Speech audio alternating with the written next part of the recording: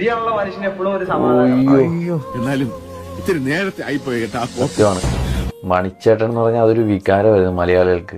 മണ്ണിന്റെ പാട്ടുകൾ പാടി കാരുണ്യ വിത്തുകൾ പാകി ഒരു ദിനമൊന്നും പറയാതെ വേദന തന്നു മറഞ്ഞ മുത്തേ, അന്നു തൊട്ടേ ഇന്നോളം ഞങ്ങൾ നെഞ്ചിനകത്തൊരു വിങ്ങലല്ലോ. ആരും കാണാ ദൂരത്താണെങ്കിൽ ആ മുഖം ഞങ്ങളിൽ മായുന്നല്ലോ.